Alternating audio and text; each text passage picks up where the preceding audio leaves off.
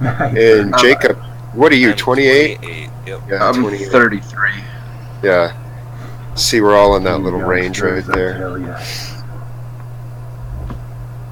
Youngsters. MJ is my favorite old man, though. That's right. Yeah, he's a pretty good guy. He cracks me up. It's crazy that you found another one out there.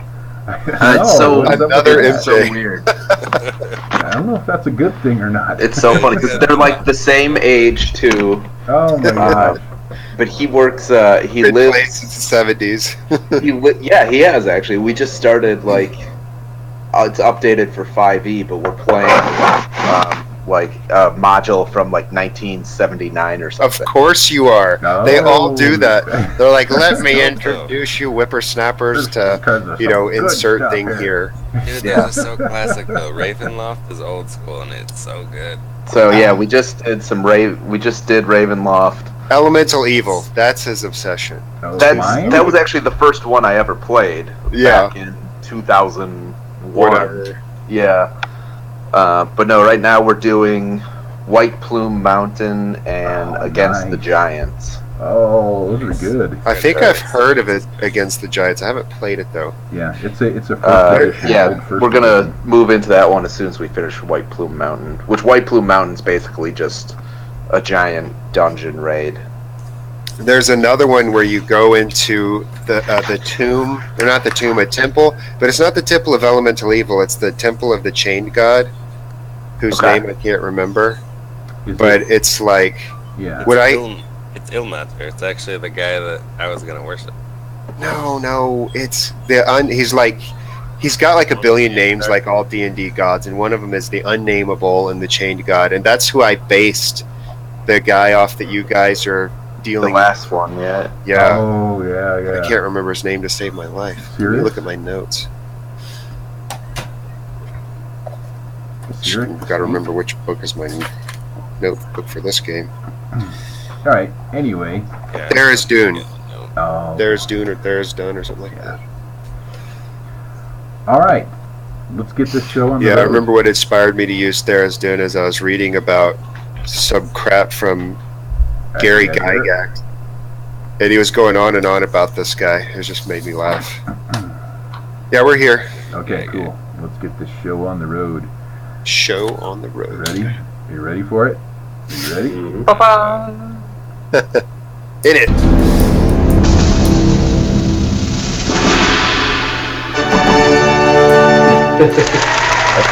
There it is. There it is. Patrick, that's our intro Oh, to each and a session. fade out. Did you Yes, hear that and a- fade out? Yeah, There's some production that went into that. it did. I had to rip that off of one of our old videos to get it and then kind of do some editing on it. You know me. Yeah. That's awesome. Good. Cool. All right. Welcome back. Rise of the Dragons. Heck yeah. We got everybody in case here and reigniting the campaign. 3.5 years later. Yes, many years later, and now in Fate Core, so it's gonna be pretty cool. More antics. Exactly. It's good. Oh, I think the game is gonna like totally go in a whole different direction. It's gonna be awesome because Voth, you wouldn't believe this, but I have done minimal prep, which is uncharacteristic of me. Minimal prep is 700% more prep than I do. That's exactly. Exactly. Anyhow, okay. So how do we want to determine? Let me go down. Let's go down to the Winter Haven map. Do you guys want to be kind of in the alternate universe, picking up from where you guys left off?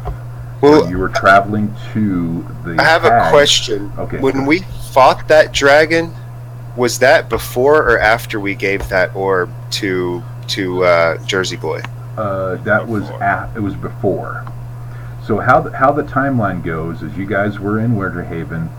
You traveled out to Darwell's Tower because you heard from Bruce Jeffers, the captain of the Winter Haven Town Guard. The one who kicked the shit out of Spoonie. No, that was Commander Welch Moore. Okay. Welchmore. That's just such a jerky name. Yeah. And Patrick, since you don't know the history of all this, we'll just say you Oh, that was kinda the guy traveled. that was our friend who broke us out of jail, right? No, that was the So many mercenaries. people. Aurora and yeah, exactly. Aurora and what's his name? Kershaw, that had the construct named Meth. So Patrick, we'll have you say that you've just traveled to this plane, but you don't have any information about it, what's going on. So you're just kind of flopping in the middle here. So if you A got portal questions- opens and I walk through. exactly. Where the hell am I? Where the hell am I and what's going on? So you'll kind of, pick up this information as Well, as how things about go this? along. How about this? This will weave him in, weave his thread in, because we went with Jacob's character. We found him after the whole zombie thing, so he's been with us for a while. Yeah. And now this session, Patrick's character, Carter, comes in, and he is in pursuit of Jacob's character because of some reason. And so, but Jacob's character doesn't know it, and he joins the group so he can be close to Yes, the Tiger. Brandis. Okay. Okay. So what's going on? Batteries. You guys went to the Darwell's Tower and you got the spear, right? And then you were on your way back and dealing with dragons. Got back to Winterhaven and noticed that there was an undead problem. You came over the wall. Asawa stayed to guard the city. Boagrius, went with you to the mines. After that, you guys, had your encounter in the city where the undead were attacking the city because of the sphere was calling to them, and it was coming more to Winterhaven. So anyway, you dealt with that. You had the sphere left with Berwyn, who's pictured up in the chat, and then you guys headed out to the mine to go deal with the problem that went up there, and also because Roland's father was down there, sent to the mine by Commander Welchmore, and so you guys went and dealt with that. Then you came back to Winterhaven, and you did have your little Cobalt friend who was the wild mage. what did we name him? I can't Stanley remember or what you something? called Is that the him. one in the bag of holding? No. He wasn't dead. You guys kept him alive, and he's like a little henchy. I think we have dead kobolds in the bag of holding. Yeah, there's some dead ones in there too. Okay. So then you guys come back to Winterhaven, and then you figured out some things that what was the name of the old man again? Valthram, the old guy that kind of looks sort of like Darwell, but different, had some knowledge about the legendary hammer of that could destroy the sphere. And so now you guys went off to the Wintervold Forest to go find out information about the hammer and where you could find it, because the information you knew is the hammer has been separated into 4 pieces, and it's the only thing that can destroy the spear. That being said, people have different motives about the sphere, but we'll discover that in game, and we'll go back up here to the game table, and you guys had an encounter with outside of the cave. Remember with the trolls and the tree, the neutral tree that Pratt Yeah. killed? That we annihilated. Yes. Pratt Yeah. was totally destroyed. And then you dealt with the spitter trolls and all that kind of stuff in the outside of the cave. Yeah, we had to fight our way into the cave was the last session. Yeah, actually I have that picture of that cave too, from my old preparations of Remind me why we were trying to get into this cave. because you were trying to find a couple hags that had information concerning... Right. We're going to go pump some ladies of information. Exactly. That is one of the most Pratt statements I've ever heard. That's right. We're going to go pump some ladies. Not that kind of pump. But also remember, if you look in your portraits too, that you had some run-ins with some mercenaries that Magnus tried to kill. And we'll say that Magnus is what? Well, Jacob, he was your character. What is Magnus doing? Hang on, this is very loud. Hang on a second. What are you doing? Okay, What is does going my on? character do? Meg, I was watching TV, so like got really loud. Yeah, What it sounded did you ask me? like. Yeah, he was asking what Magnus is doing. Yeah, what there. did Magnus do? Magnus, did he find his forge? No. Well then he's holding on to the hammer that we found. No, you didn't find a hammer. Oh, well then he's just hanging out. Okay, so he would stay back in. He's staying back in Winterhaven, trying to find some sort of trail or something, and he separated himself from the party. But maybe he'll be in Winterhaven, maybe he won't be. He's now an NPC. He's definitely in the bar. Right. He's definitely in the bar, trying to collect some information, trying to find out more information about his forge. Maybe he got tired of, working on other stuff where he just really wanted to get back his family forge because he knew it was a very magical forge. And so the game aspects we see up there are rumors of a dragon army, various dragonkin in the Vale, and then the overcome things was stolen magical dwarven forge, which was kind of centered around Magnus, but that's still looming in your guys' mind. And then also the Spear of Great Mist, which is your main focus right now. And then also there is a legendary dwarven hammer that has something to do with that. So you guys are outside the cave, and you've just dispatched of all these trolls. And what's going on? Well, we could probably approach the cave relatively cautiously. If it's guarded this heavily, there's obviously something in there. Yep. You're in dense, deep jungle, and you can see that this is in a strange part. It seems really dark and eerie in this portion of the cave, I'm or gonna this pull out portion a of torch. the forest. And what was that, Va? I'm gonna pull out a torch. If it's all dark, I'm gonna Yeah. light it up. We'll say it's getting towards dusk, so things are starting to get dark. What do you guys do? I'll flip on my eye lamp and then just kind of light my way in front of him. Okay. Patrick, what's going on?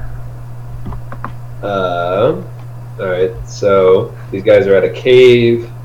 Like, I was thinking that I could just be drinking with Magnus, but that's pretty far out of the way, isn't it? Yeah, If you look on the map below, you'll see that. Actually, I do have some handouts for these maps too that we could go in. What am I doing? I want to show it to players. If you look on the map, you'll see that Winterhaven is way off to the west, kind of the northwest.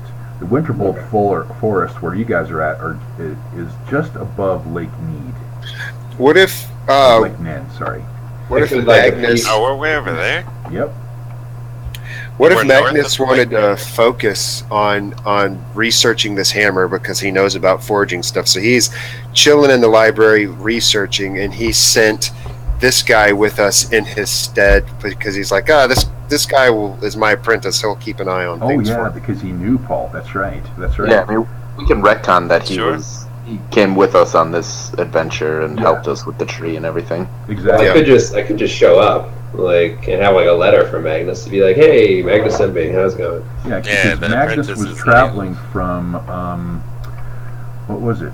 What was the place called again? He was traveling from Hammerfest. Hammerfest, and then when he was coming over to Winterhaven to do some business, a big dragon swooped down and stole his forge. And so That bastard. yeah, and so he probably sent word to Paul that, hey, I need some help out here. Get out here, apprentice. And then when Paul got into Winterhaven, he sent him. Maybe along with Paul you guys. speaks Draconic and Magnus doesn't. So he's like, "Come over here. I need to." That's right. This I guy. need to That would understand. make sense. Yeah. There you go.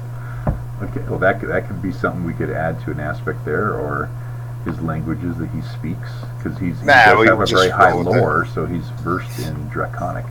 Okay. Maybe a language per lore point. So he's got 4. So he's got 4 languages. Yeah. GG. I have no lore. No, I have 1 lore. So I can Are- speak are a you language. You at least God. speak one language. All right. So what do you guys do? I'm gonna walk up to the cave that you guys just. Hey, how's it going? Hey, man. I'm I here. spin around. My flail lights up, and I'm like, "Who are you?" Whoa! Magnus Oh, sent me. dear.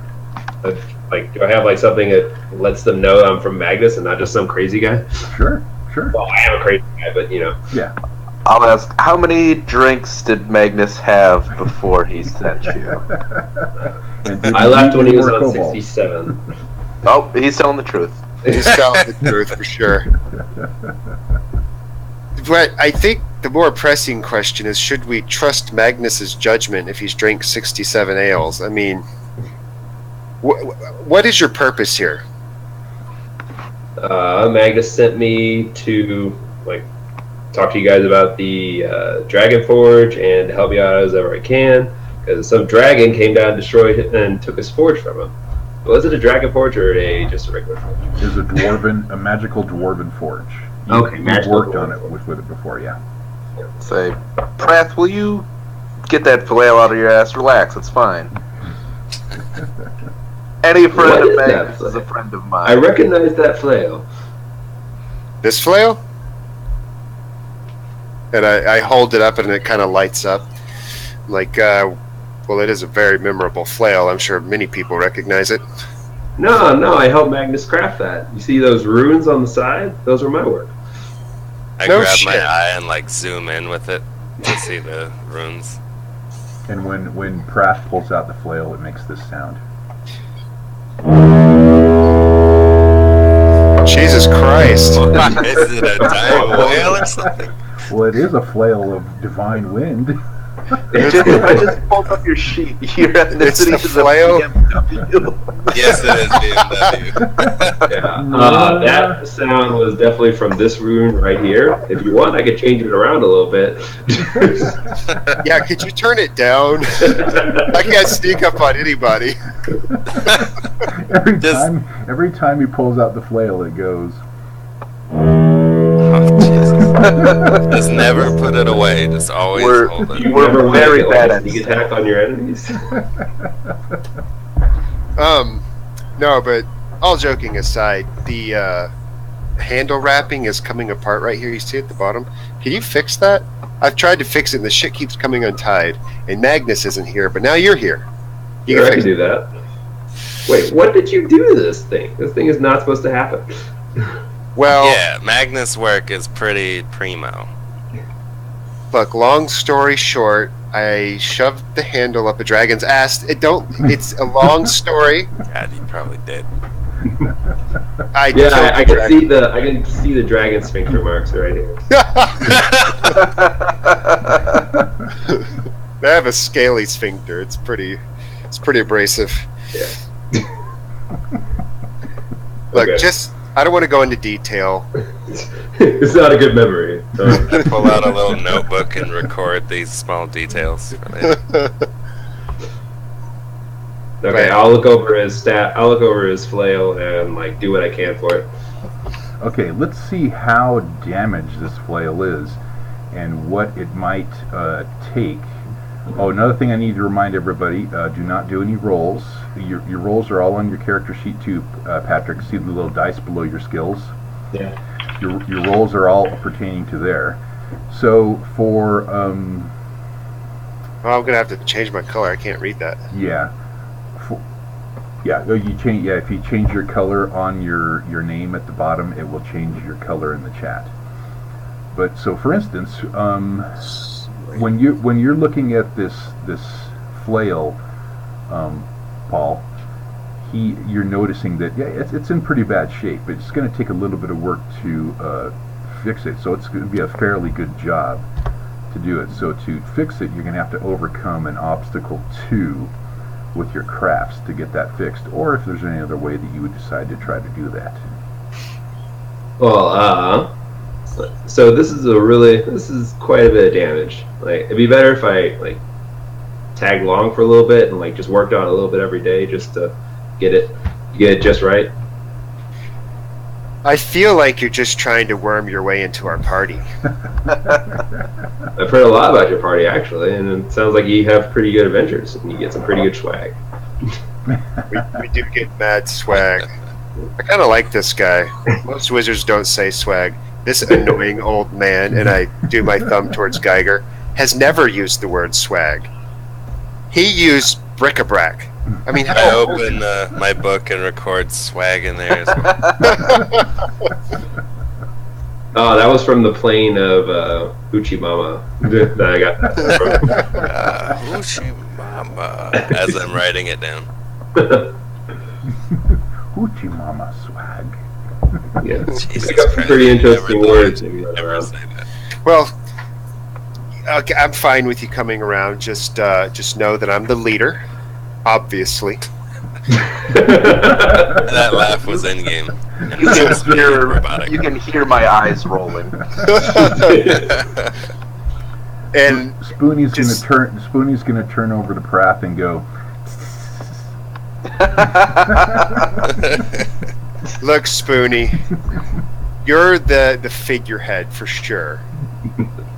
"Hey, I don't Anyways. care. I don't care what we're doing, just as long as we're going to getting some gold, man. That's what we're doing here, right?" Yes, we will also get you swag That's right. Matter of and fact, gold. I didn't somebody owe me some money? Magnus, but he's not here. Anyways, we got to get going. So will that Look at decrease Spoonie, the you got enough money. will that decrease the obstacle if I like take time to study the weapon and like Absolutely, just- absolutely.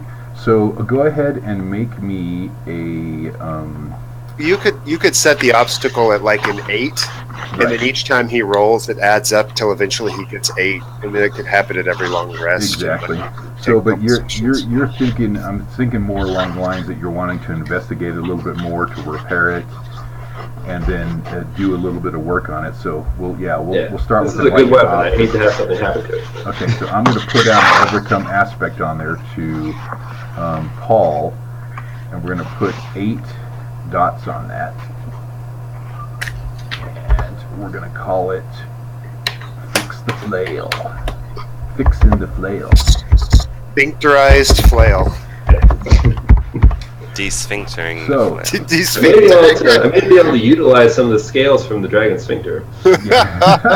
They're embedded in the handle. Jesus And Christ. at that same time, Prath, I'm going to put down an aspect on you that is a cost, and I'm going to call it Damaged Flail. So you're going to receive penalties, possibly. Ooh. You're gonna throw your flail. So things aren't quite working right on this flail because of the damage that's been ensued onto it. What do you guys do? Well, I put my flail away so I can pull it out later and make that noise. Jesus. I raise my torch high. I didn't pull it out. I raised the torch. We haven't started pumping the witches yet.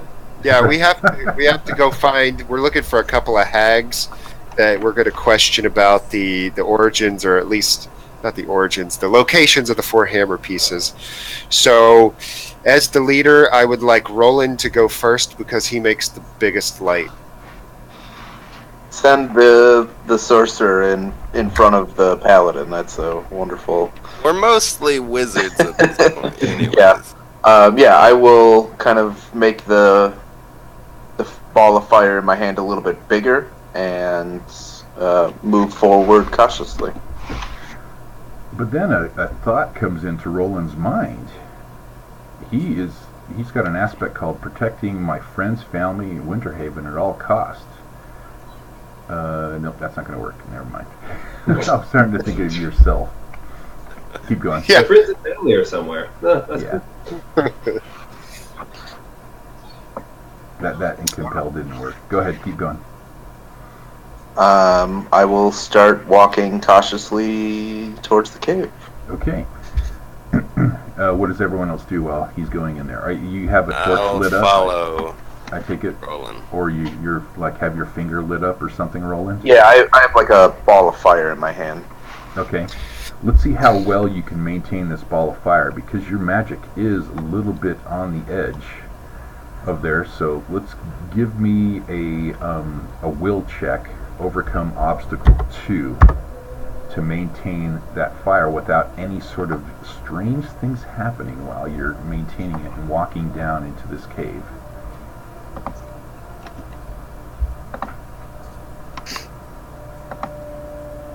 Nice. That is going to be 2 shifts. Okay, so you succeed. What happens? It just kind of acts as a torch, that's my version of a torch, essentially. Perfect.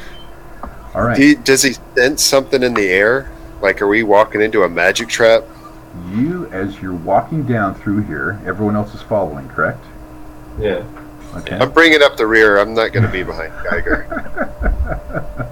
I'm right behind Did you pull Roland. your flail out again? No, just the torch. Okay. As Roland is pursuing down in this cave, it seems to be going down pretty far down into the earth. And so you can sense that you are going underground. And there's some strange, steely smell that seems to be coming from down further. But everything is quite dark. But so his fireball in his hand that he's maintaining and focusing on to maintain, it seems to kind of surge a little bit and then suck back in and surge a little bit. And you'll notice that there starts to get more moss around the edge of this cave as you're descending further and further down into the earth. Can I roll like an investigation check on what that smell is? Sure. Let's, It's hag snatch. yeah.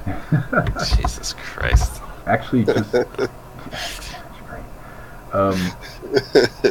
give me a, no, what am I thinking?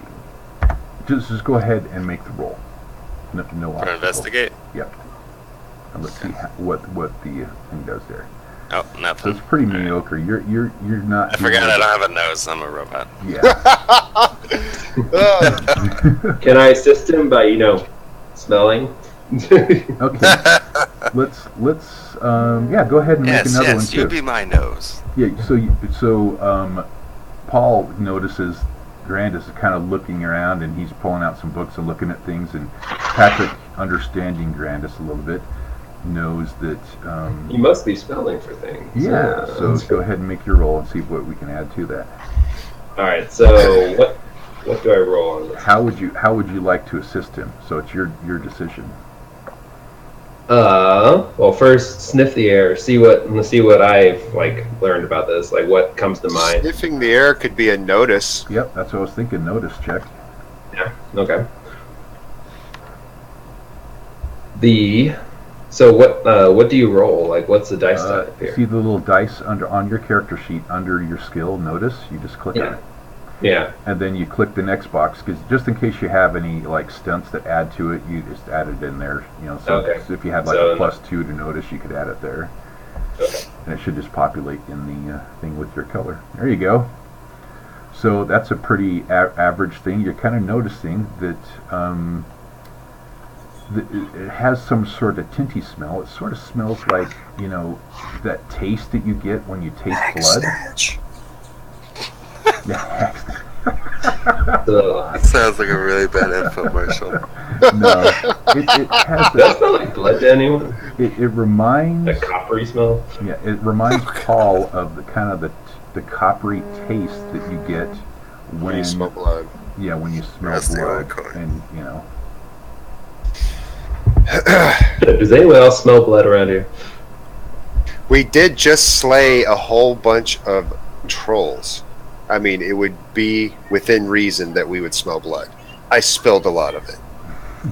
It could be all that Look at blood my on your flail. flail. Like, can I differentiate the smell from their bodies? Well, is the wind wafting up from deeper within? yeah, you're Paul. You're definitely sensing it coming from where you're walking down to. No, this is coming from down there, not up the opening of the cave. Yep. Roland, you're getting a little bit ahead of the group there. Oh, I They're shimmy kinda up to stopping back Roland really and- quickly. And there's stopping back and talking about things, and Pratt's over there talking with them, but Roland's pursuing his way down, and he's gotten a little bit ahead of you guys. What happens? I noticed that it's starting to get a little darker because he's the main light source. Roland! Hello! I I'm the run after leader. Roland. I start jogging towards them too. As Yeah, I'll follow. And it's a very like effeminate run. Like I have like my wrists kind of up as I'm. You're Catching trying not forward. to spill your tea. Yeah, my tea, and I'm holding onto my book.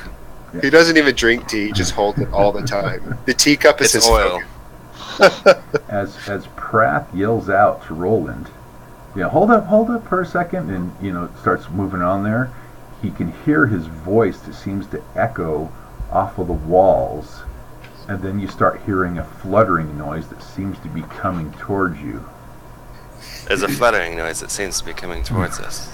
As you guys can see, I'm great at infiltrating and sneaking. Is it coming from like straight ahead, or does it sound like it's flying above us? So first of all, when you hear Prath's voice echoing down the hall as it's descending down there, what do? And then after that, what you decide what you do is when you start hearing a fluttering noise. I'll turn around and say, well, we lost any aspect of surprise that we might have had in this cave. Could you yell any louder? Roland! Yes, I could actually. I have a better voice. I can yell the loudest. It's pretty vainglorious. I wasn't aware we were sneaking. You have a giant fire, and my job is being in your face. Not your face per se, but in faces. Why do you want to be in my face? I'm recording all this in my. In the book. I will mention the fluttering noise I heard up ahead, and It's the butterflies in your stomach. Stop being a pussy. Go. Paul, what are you thinking about these Stop crazy being characters? What happens? I crouch because obviously something bad is coming our way. Yeah. So as you guys catch up, and Ripley is the smartest of us all. there's like that moment of silence and when everyone's done, bantering and everything, and then everyone catches sound of the fluttering, and it seems to be getting louder as it's heading. It definitely is heading right towards you. Jeez, Roland, you must be terrified. I can hear the fluttering too. What spells do I have access to? Any which ones you can possibly think of. I want to shoot a lightning bolt down the corridor. Okay. What would So I roll for you that? want to conjure? You're gonna, and you do it with your arcane, or are you doing it with your lore? He does it with his lore, and I Yeah. would suspect if he's just shooting it arbitrarily down a hallway It should just happen, yeah. Yeah, it's not really off. I Okay. think I should change my arcane fight skill then. So, like your lightning, you tell me what happens when you're shooting off this lightning bolt down the hall. What? I want How it does it to illuminate the corridor around it, so Okay. that as it's firing down the hallway, it basically the whole tunnel Oh, gets sweet. lit up. So for a we get second. like a flash bulb effect where for half a second we get to see what's about to destroy us. Exactly, and you'll hit something if it's down there. I It's- start it's rubbing pretty my dark eyes down because I here, can't too. see anything else. Yeah, Yeah. he blinds us. Everybody make a fortitude check. See if you're blind. Oh, damn it! That's such a phenomenal idea. I'm going to give Should I roll Jacob my a fate lore? point there as he lets off this lightning bolt. It's in a pretty dark corridor. Let's see how many people actually go blind as this lightning bolt goes bursting down the corridor, and it seems to bounce off walls and stuff, and it's hitting the moss that's hanging down off these walls and singeing it. But as it goes further down, you'll notice that you see that there is a swarm of bats coming your way that have reacted to the sound. So with that, Did I hit any of those bats? possibly, but let's see who actually goes blinded for a moment on the just from the initial shock of the sudden light that just came out, because he didn't make any sort of a Would it be a physique check? is it physique or is it will? Will It's is physical attribute, so it's willpower. going to be physique. So let's give it everyone an overcome obstacle 2. Of course, you could probably justify notice, like you notice he's about to Yeah. cast, and you throw your hand up to block the light, and things of that nature. Right. Do I have to roll for it since I cast it? I wouldn't think And so. I'm a robot? Yeah. You're a robot. You're a robot. I think you're okay. So I just think it's going to be Prath, Paul, and Roland, especially Okay. Roland. Yeah, I'm zipping it over his shoulder. I'm gonna go for notice. Yeah. Okay. Oh, nice. Break even. Yep. So who's red? Patrick is red? Patrick, Yeah, I'm red. Whoa. Yeah, you can see the colors at the bottom of the under the. Oh, by the okay. names. Yeah. Yeah, if everybody wants to change your name on the game table to your character, or just, like what Matt's doing, Matt Roland, but it'd be easier just to put your name on there. And you can do that under the sprocket. How do I get rid of the by Jacob part?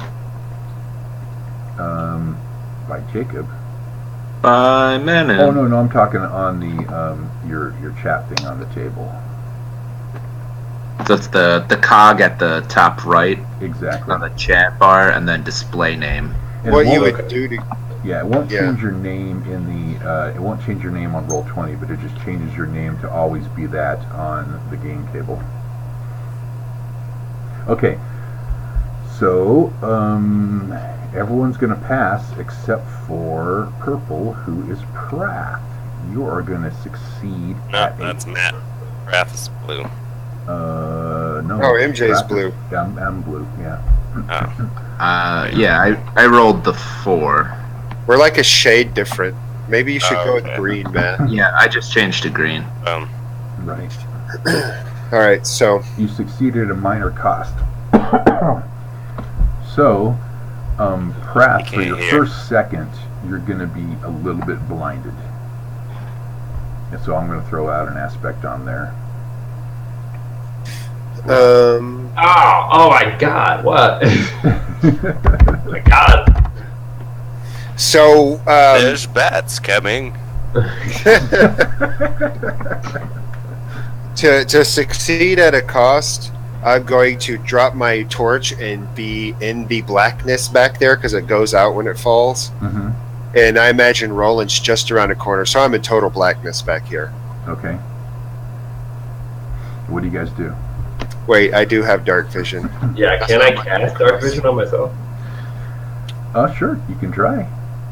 As a robot, would I have anything like that? X-ray vision. It's up to you, I just had Brandis. normal. I mean, I've been playing it like there's like headlights. Like I can adjust them. Like Okay.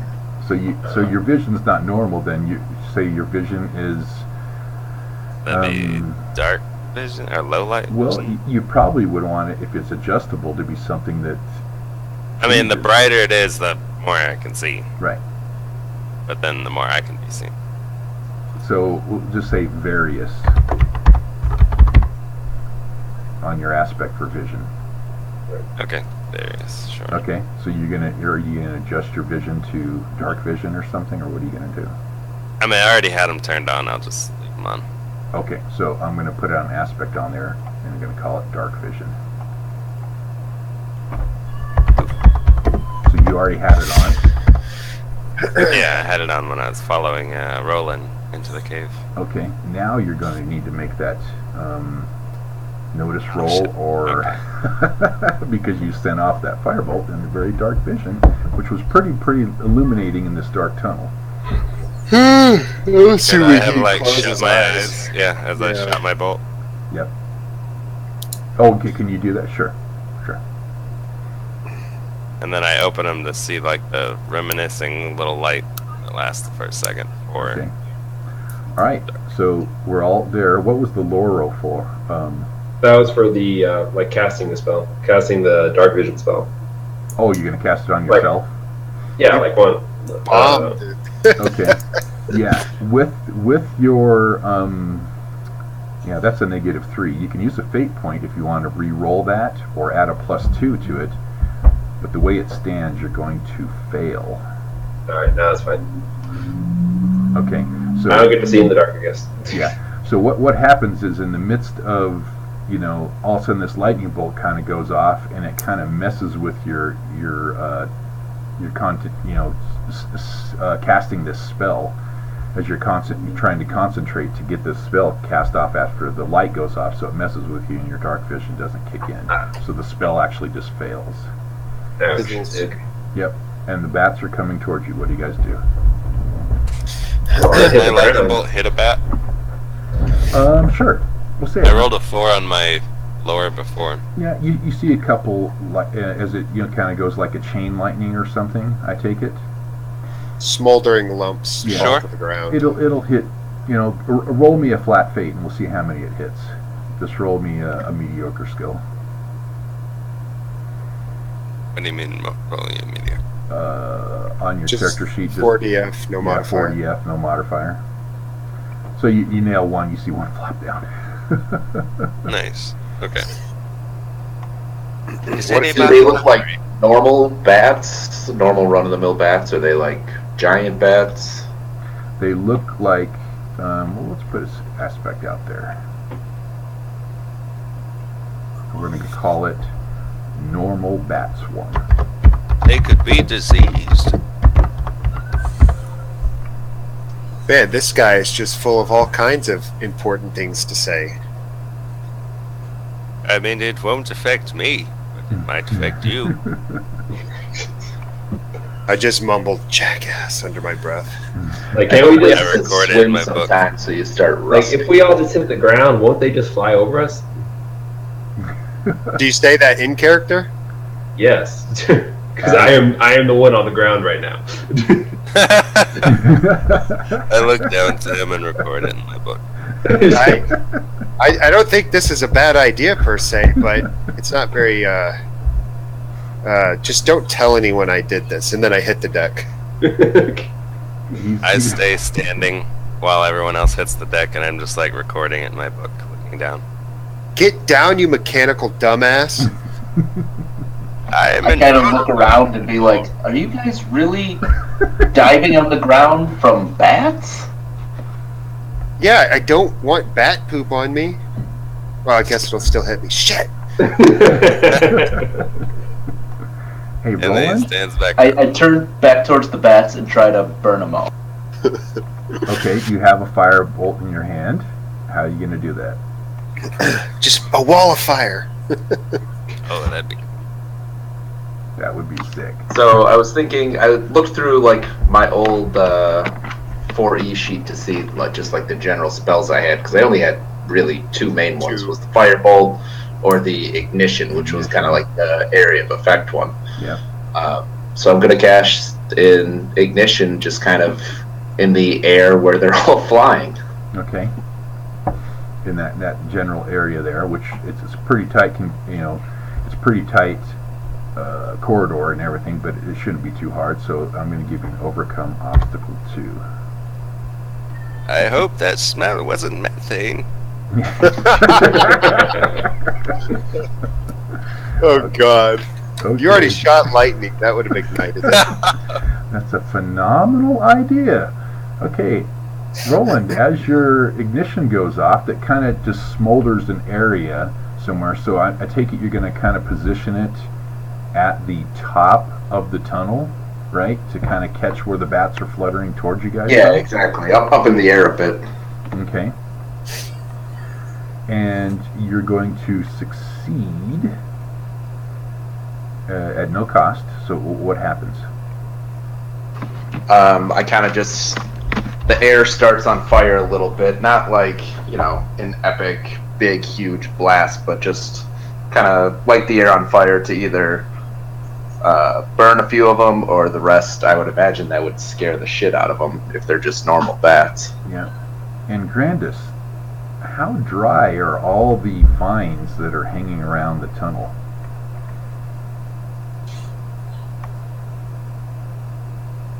Jacob, mute.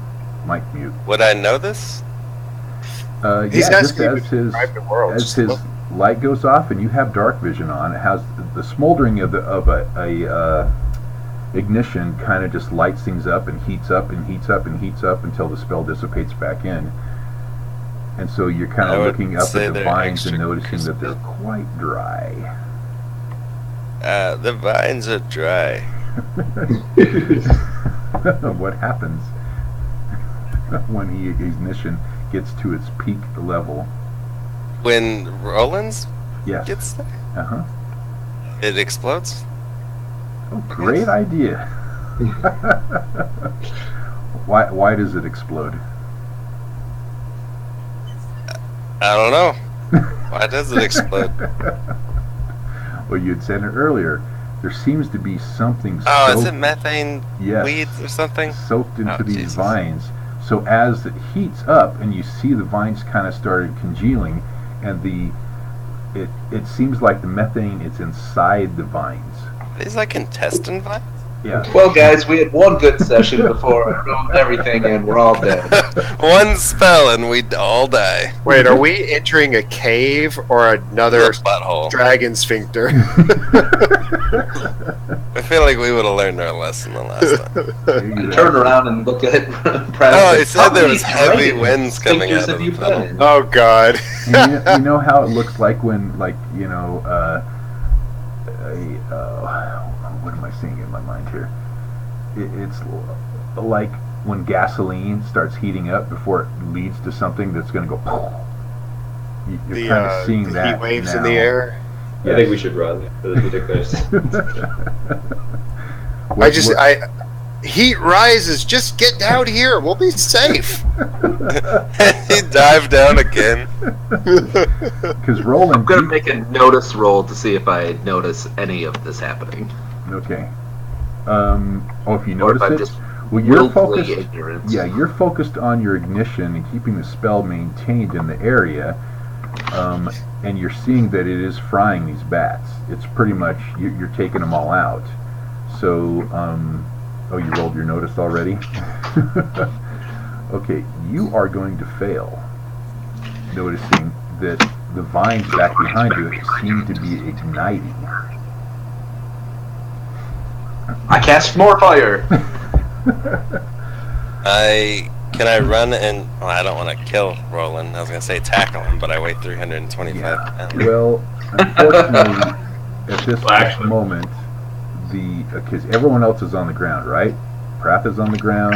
Grandis, did you I'm get not. down on the ground? No, I'm still standing. Okay.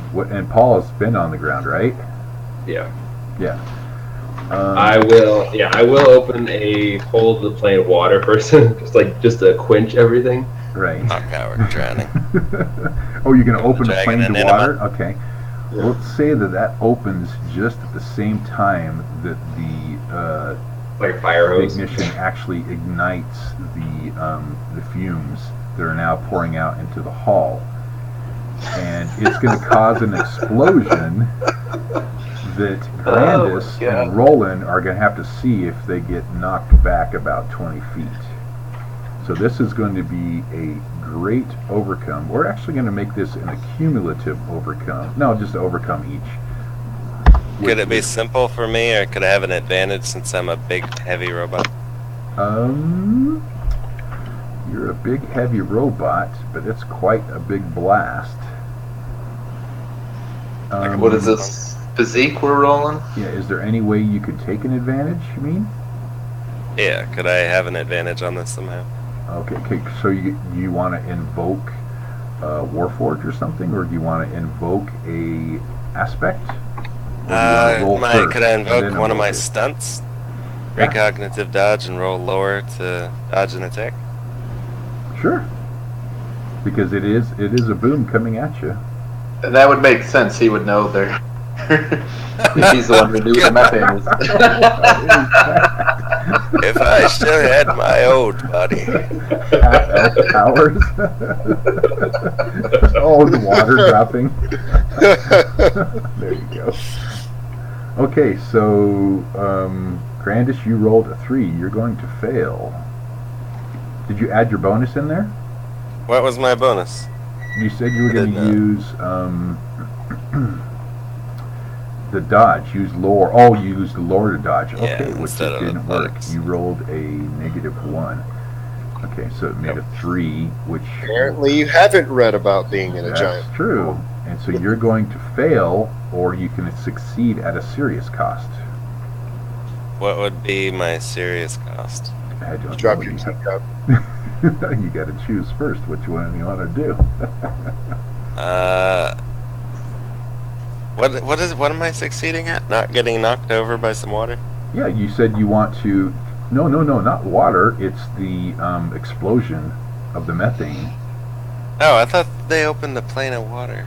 He's doing that at the same time, but the explosion goes off first, just as it's doing. There's a blast wave coming through while we're ducking under it. You're kind of turning it around with your teacup, like, "Dear me, what's going on down there?" Shay. How do you say? I turn around and I go, "What is all that ruckus?" As I get hit with a blast of fire. Okay. I imagine it flying through the air like a rag doll, saying, "Oh, poppycock." Yep. That's exactly what happens. Roland, what do you got to roll yours too now? Overcome obstacle 4 from the blast. Oh bother. Gonna roll physique. Does that make sense? Mm-hmm. Oh, and Grandis, you're gonna need to check off a 1 stress box. On Oh God! Oh my goodness! Time to roll up a new character. Roll it, it's okay. You won't have eyebrows. Yeah. Well, now hold on a second here. You don't need body hair. Jacob, you could still use a fate point. You got 4 fate points there to add a +2 to that to get what you want, or to re-roll also. I think he wants to do the flying poppycock. Yeah, I'll do the flying poppycock. Okay, perfect. Fate point. And then Matt, that's 5 That's not good. shifts. Yeah. Ow! Jesus Christ! Yes.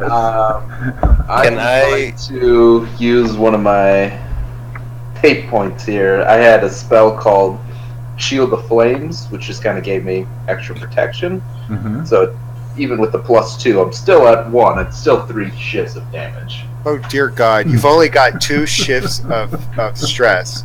You got 5 incoming. That means you'd have a moderate wound if you don't somehow.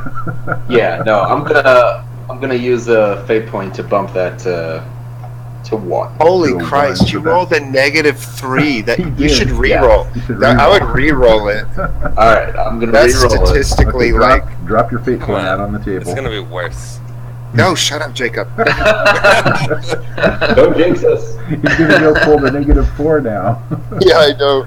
If anyone could pull a -4 right after a -3. Oh it's God, it'd be me for sure. Oh, that's a -2. Oh yeah, I should have just taken the +2. Well, now you could get 4 shifts of damage, which means you'd click off your number 2 box, and then you just take a mild consequence of no eyebrows.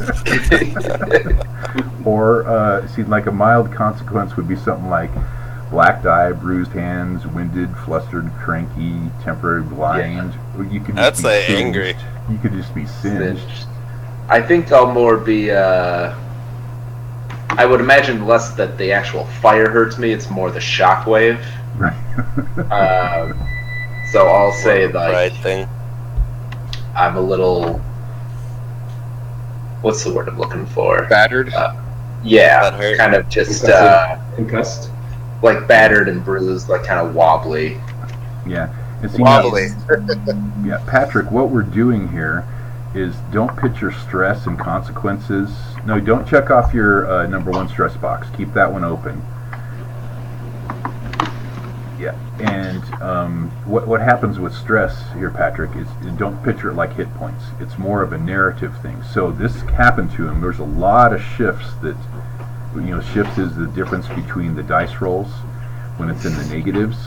Okay. And so now it's made a storyline here. So he's physically been battered, but now he has a consequence on him called battered that is now invocable using fate points to develop more storylines and stuff. So I mean, I just did that whole thing to teach Patrick the system. Sure you did. Yeah, This is sure. just all a learning experience. Yes. He's saying So- that in character. Yeah. And we'll say, Patrick, you're gonna interdimensional here down within the earth as this flame is going off and everything's happening here. So to get that portal properly opened to allow that water to come through, which will probably help Roland a little bit with his battered as they're blasted 20 feet back over the top of you guys. Ooh. So we'll say that if you succeed at it, the water will come down. They'll kind of fly through the water to help them with that. So how are you wanting to do that? Well, I was thinking that like one of my stunts is don't know, like, Yeah. Well, read the energies. That's for investigate, so that wouldn't work for just opening a portal, would it? You could just roll straight lore and be like, hey, I'm going to open a portal based off my knowledge of bloody blah blah. Yeah, based off your knowledge of planar travel, you're just going to open a portal to the water plane or whatever, aqua plane, and just let some come through before you shut the plane again. Yeah. So that's going to be a pretty great feat to do. So I'm going to give you an overcome obstacle 4 to make that happen. All right. Oh dear goodness. And This kid, he's accidentally going to open to fire. Or maybe you guys will get sucked in. No. Even worse. He meant water, but he opens to like the liquid natural gas plane. Oh, God. Crude oil everywhere. More methane. So no modifier, right? Oh man. God! Well, so I can spend a fate to re-roll that, or to add 2. Yeah, it's fate points. How they work is you can invoke aspects on there. So you need to invoke an aspect on your character to. Real quick, talking about probability, fate dice is a 6-sided dice. 2 sides are minuses, 2 sides are pluses, and 2 sides are zeros. So it's set on a really wide bell curve where you're almost always going to get a +1, a 0, or a -1 Right. on your core roll. So getting a -3, even though you just saw Matt do it, is technically a very, very low probability. So probably the best use of your fate point would be a reroll, theoretically, even though Matt only bumped his roll up 1. You could bump it up upwards of 6. You know what I'm saying? The likelihood of being as bad as me at this game is low. Yeah, but you have to base your usage of a fate point off of an aspect on your character or the scene or something. Okay. Correct. And like we were discussing earlier, your high concept that says explores the planes, that would be easily brought in. And then when you put your walking staff infused with the magic of the planes, you could also tap your walking staff. So you have plenty of ways to get the points spent. And I'm going to call this fire blast into this aspect that's out there. So you have to justify the usage of your fate point towards one of those. So for instance, like when Roland was doing his re-roll, you justified it off of what was that, Roland? I can't remember the aspect you used. It was a skill I had from our last game called Shield of Fire. Okay. Did not help me at all. So that probably was fit. Well, yeah, he doesn't It's a have different anywhere element. on there that he's an elementalist. So Right. So just put elementalist from poor there upbringing we the go. stripes I'll of do the that for upper you real class. quick. Yeah. And then you'll just say you tapped your high concept. Right. There we go. Exactly. Because it's loosely fitting, Patrick. You can fit it, as well as you want. Just justifying it off a word or whatever. It'll evolve a lot too as we kind of see what situations we run into. So mine will be like I've visited the plane of water before, and my staff has been infused with some of its essence. Yeah. So that gives me a little bit of. I've visited many libraries across the plains, which would justify saying that you Well, he visited a wants water to use his plane. staff. He wants to use his staff's aspect. Oh, okay. Yeah, I was thinking. Yes. Perfect. I imagine him like plunging the staff through a hole in reality and pulling it out, and water starts pouring. Sweet. That's a great visual. Okay, so do you know how to drop your fate points out on the table? Do you just click them, or? Yeah, you just click the fate point and then click and drag a card out. Drag the fate point out on the. There you go. Now let's get rid of it and go ahead and make the reroll on lore. Brad is typing. I was typing to Matt. Okay. He says he's got to go wrap it up in an hour. Okay. Nice. Oh, there we go. That is a +3. Okay, you are going to succeed with style, is what it's called, because you've had 3 shifts, which is the difference between the obstacle 4. Not so I guess it's only 2. No, you're not going to succeed with style. But you're going to succeed with no cost. So you get to tell me what happens what happens with your whole thing that you're wanting to do. Overdo it. So, Yeah. So as they're flying towards us, I plunge my staff into the rock, like draw a line across, and that like shoots a wall of water up right in front of them. So they'll hit the wall of water and essentially like cushion their landing. Nice. Okay. So I'm picturing it kind of like catches them and then drops them back down to the ground as you command the water that comes through the plane. Yeah. Sweet. Roland and Grandis, what happens? What do you guys think when this all takes place? All of a sudden, I'm very Roland's feeling confused. blasted. Why has my fire betrayed me? Yeah, I'm a little woozy, being like, man, those must have been some exploding magical bats or something. They're methane bats. I've heard of them. People who know me did point out the the flammable gas, to the guy they know that burns everything.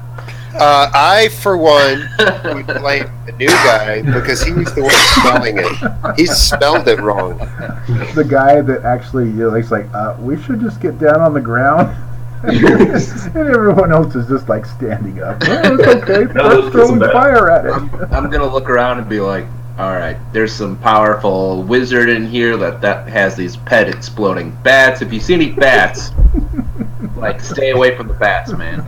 Bats are bad. Yeah. Got it.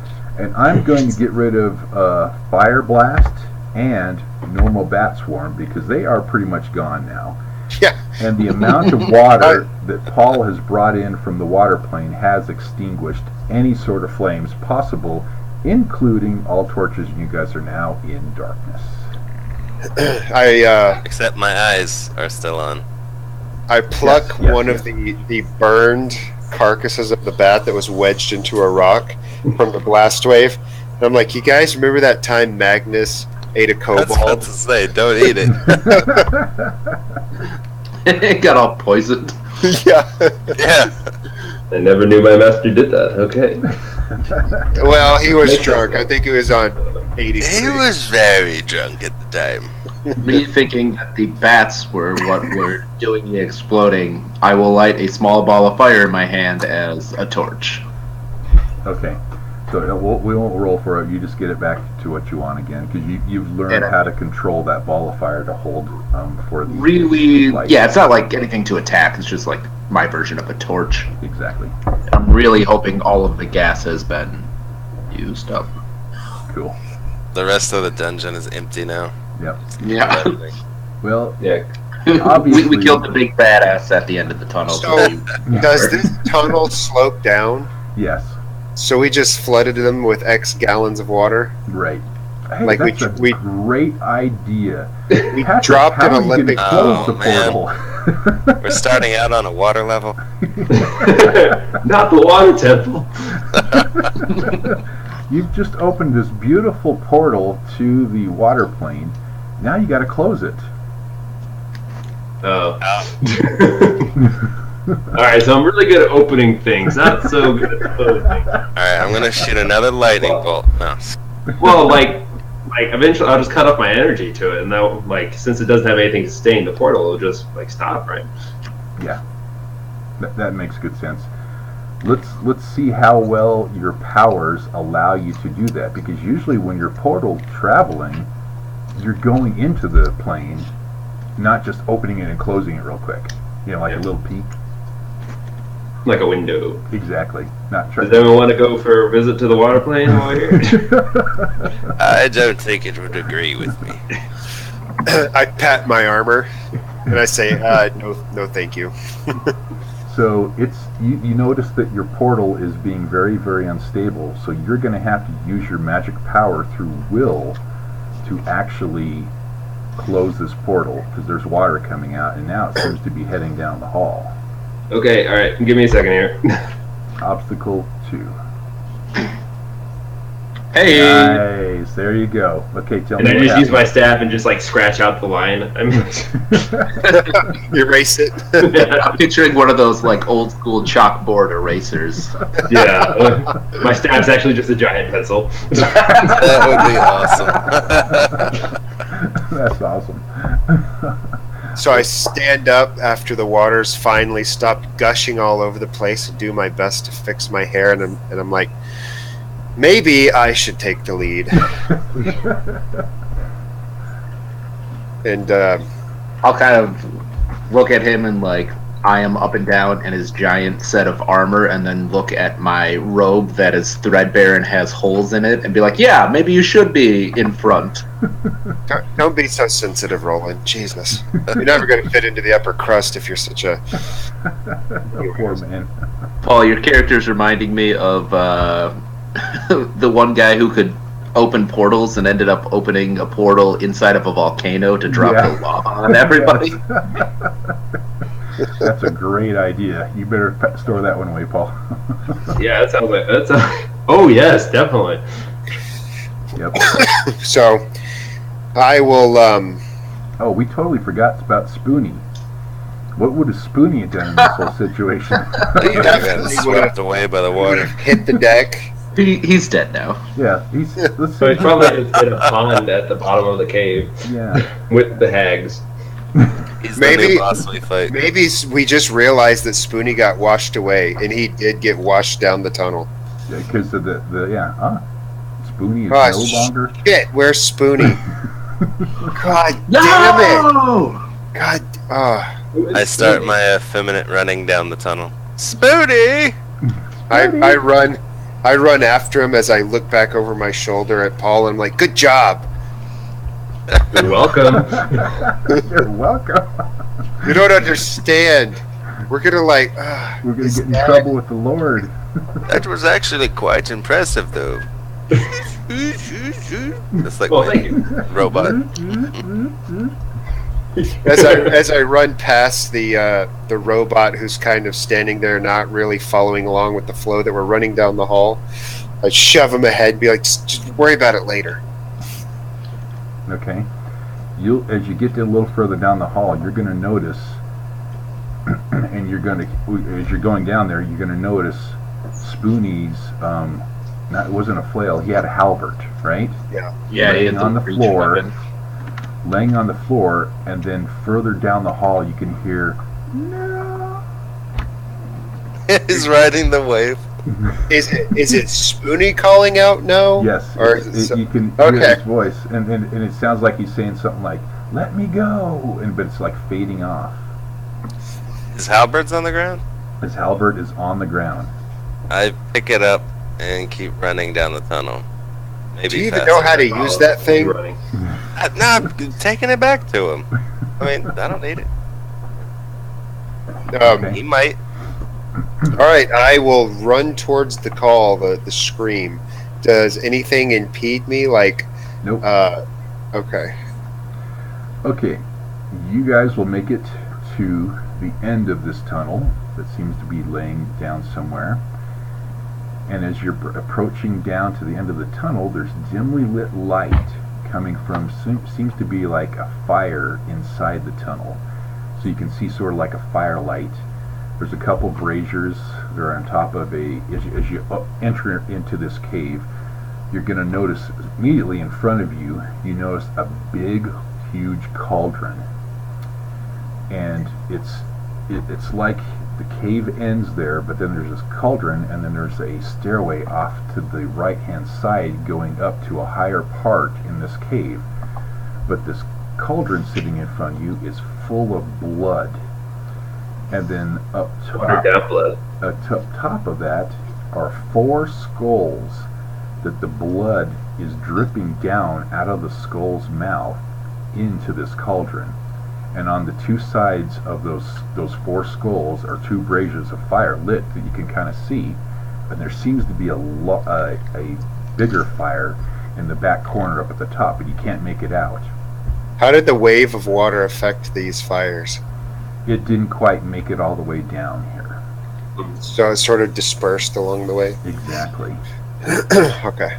but you're walking into Are they this scene human of this skulls? cave, and then you can hear a cackling of two seems to be women. Do we see Spoonie or like wet footprints or anything? You can hear Spoonie, and it sounds like he's having some sort of a conversation with these female voices, but he sounds. Does it sound like a good conversation? No, it sounds kind of a little distressed, but you can't quite make it out exactly what the words are. And it also sounds to you like his words are sort of forced and lacking air. I want to fully just run through the door and Oh, cast it's light. not a door, okay. Oh, there's no door? No door. It's just opening to a cave. And there's like a stony stairway that leads up to another section up there on the right hand side.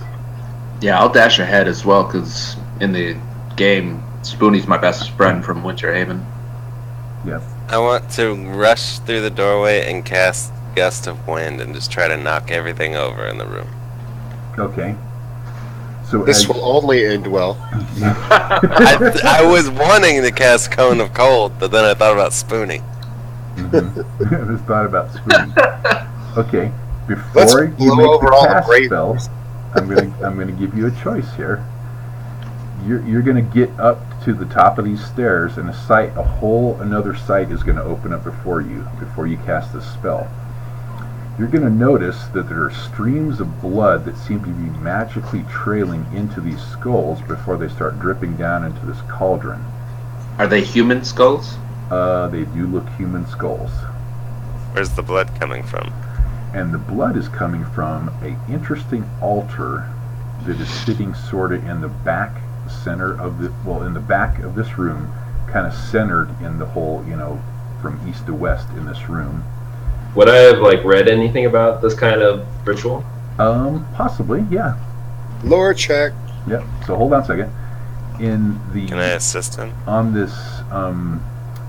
this little altar there, the altar is in the shape of a pentagram, and there's like two little stands that go up to the pentagram with some bones in it and blood splattered all over the altar.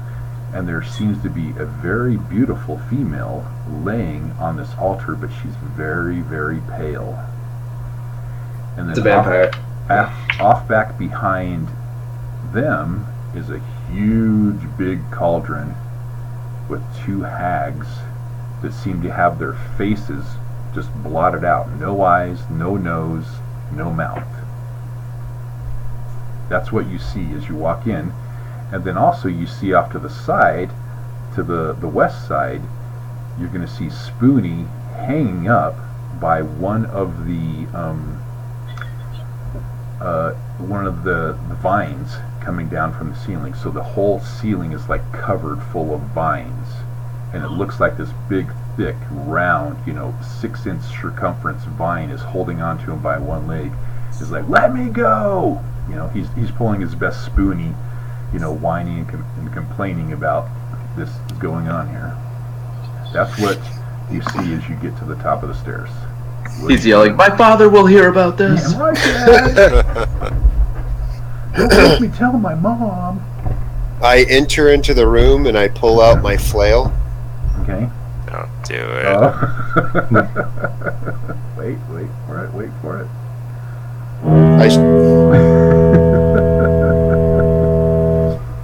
And I say, "Hail ye ladies of the cave of blood and fire and vines and stuff.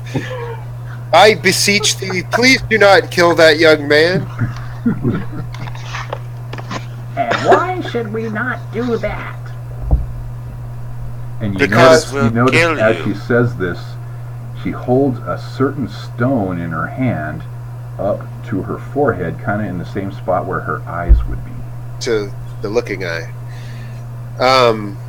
I say, because Sisters. his father's a powerful man who would send an army should he die, but he's also poor, so you probably shouldn't try to extort him. You think armies concern us? The other hag says. She had the rock at her ear spot, and then she puts it down to her mouth, where her mouth would be. And you can't really see their faces. They're kind of Right. holding in their hoods and old rags. So should I roll lore for any of this? Oh yeah, that's right. You were wanting to check. What was the check for it? What were you trying to accomplish? If I had read anywhere about these rituals Oh, okay. that they're Yeah. Okay. Nope. No need to roll because you are a well-traveled lore person in libraries across the plains. So you would, and your lore is +4. So I'm not gonna make a roll out of it. Yeah. These are swamp hags, and the rituals that they're doing are for sustaining their life.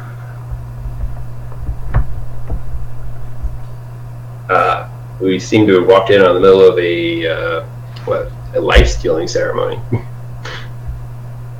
So you think they're going to steal Spoonie's life? No, I think it's probably the woman up there on the altar. Oh, there's a woman on the altar? I missed that detail. Yeah. It's on the pentagram altar. Is she attractive? Very, very much so. Damn it, why do they always have to be attractive? Why can't they ever get a fat baby? Wait, aren't all women attractive? Women attractive? I don't you're missing something here? Did your wife next to you? Like, No. I'm going to enchant Wrath's Flail with fire damage. I know, like sunlight or divine. Okay, you're gonna do what? I'm gonna enchant Wrath's Flail with like temporary elemental damage, like sunlight or fire or something like that. Okay, which one? Can I do either?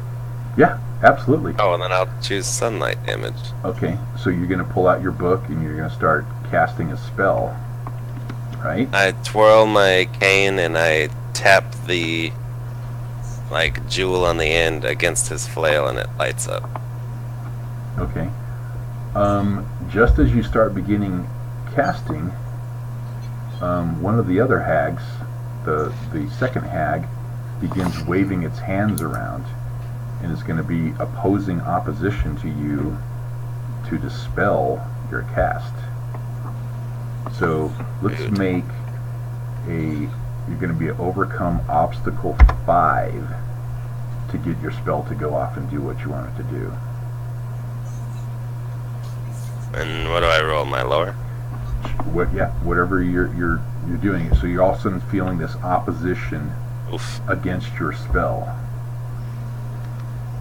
Okay, that is a failure. I suppose I could spend that point I got to re-roll it. Did Was you it roll a better? -3 again? Oh I my don't gosh, know. you guys have rolled 3 Just negative a threes. -2. No, It's that's just a -3. -2. It's a -2 because there's a positive in there, so it breaks you. No, that's a negative. Oh, that's right. It's a -2. You're right. So what do you want to do? I did want to spend that point with fire. Well, you need to first of all justify it through an aspect. Why you're re-rolling. Well, he's got Because it. I'm absent-minded and I didn't know it would fail. Okay. Okay. And Throw I'm your fate conjuring point the out there. arcane. Throw your fate point out there. All right. And While all this is going on, I would like to use my skill Object Projection, Mhm. which is the one that lets me teleport an object a short distance away. Yeah, hold that thought then. Hold that thought first. I got to resolve this first here. Grandis, you all of a sudden feel your spell as you're reading it out of your book. It sucks right off the page. All the spell that you had written in there sucks right off the page, and you can feel the energies going right towards the hag. You no longer have that spell available. Jesus. So I can't enchant weapons with sunlight anymore? Right. And at the same time, you felt very, very strong magics that just took that spell off of your page. So why were you guys here in the first place anyway? Didn't you come to talk to the hags? Yeah, we're supposed to be talking to the hags. Okay, These roll. hags don't look like they're ready to talk because somebody drowned them. The water didn't get here. You drowned their chihuahua. Is That's there what a happened. trade that we can make to you that would, I don't know. Hey, Roland, what were you going to do? We'll keep that conversation right there, and we'll come back to it. Roland, what you said you were going to?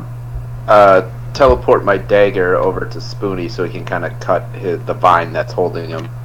Okay. The methane fused vine. All right.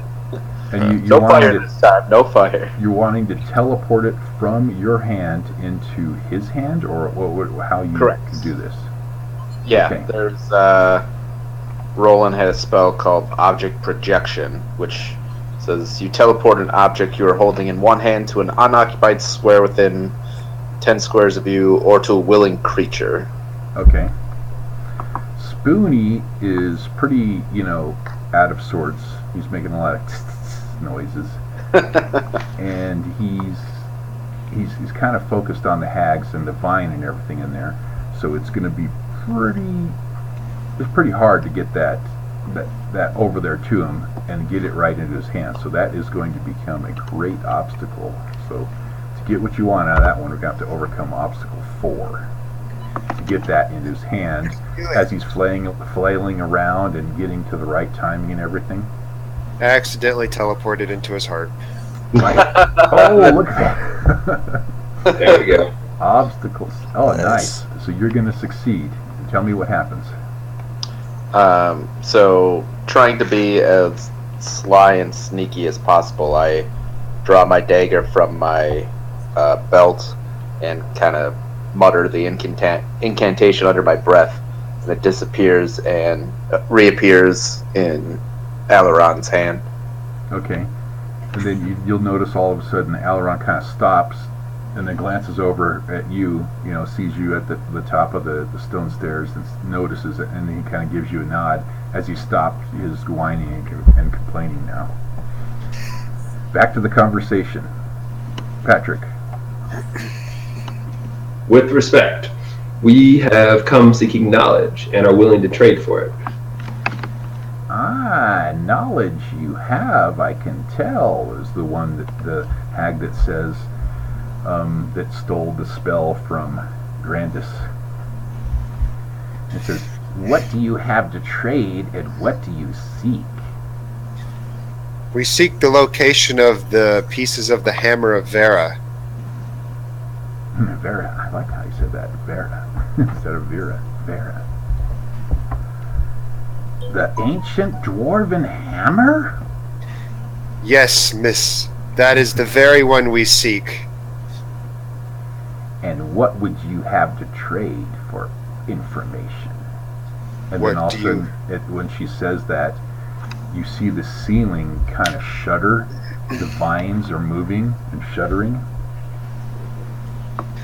I can pull hot bitches all day. I pull out a Sir. very large sack of gold. And I am very handy with a hammer. Very handy with a hammer. I can bring you lots of women, I just can't promise they're virgins. Okay. And I can craft magical items. We have Again, no, I have a lot of money. we have no need for material things from this world. How about another world? Ooh. Good. What did you have in mind? Be quick, we are very busy. Well, what kind of affiliation do the hags have? Like, what would be their home plane? I guess Swamp. swamp. And then you can tell that from your knowledge that they're dabbling in the necrotic, because they're using life essences through the blood. Obviously, life essences through the blood of this woman, draining her, and then they're going to use, obviously they're going to go down and bathe themselves in this blood. I take out my book and I flip through a few pages, see if I can find if I visited the necrotic realm at some point. As you're flipping through the pages, the other one will look up and says, What are your names? Lore, is it a bad idea to give a hag your name? I feel that way too. I feel like it's a bad name. I say Stevenson. She's Ben Jacob Jacobson. Steven Seagalson. She turns and points a finger at Roland and says, "What is your name, young human?" God, why is Roland so uneducated and stupid?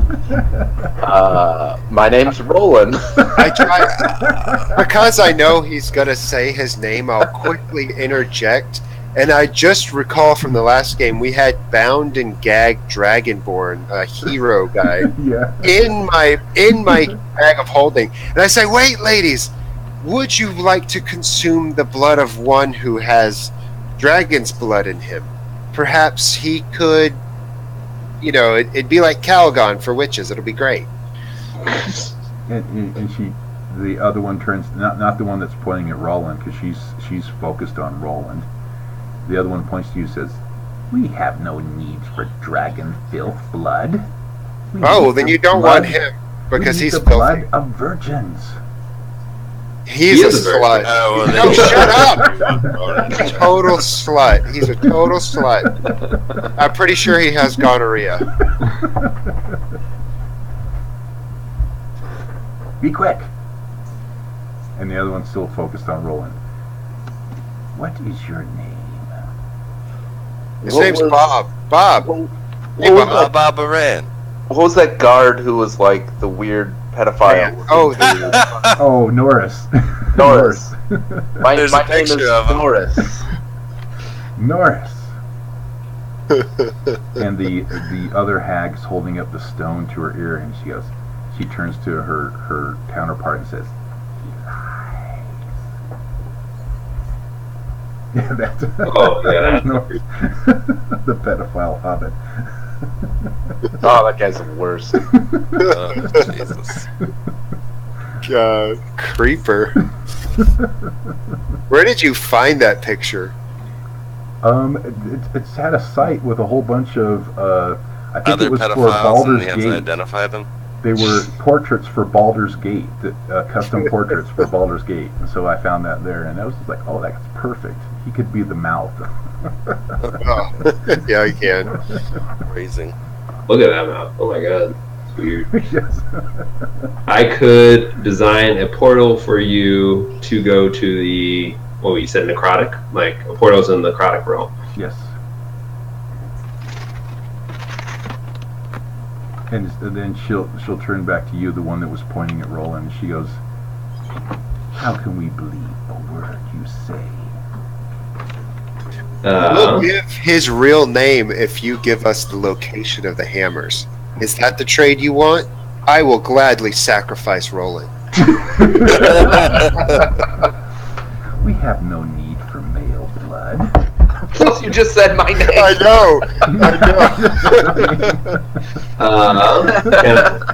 Can I draw a little circle in the ground and like summon just make a tiny portal?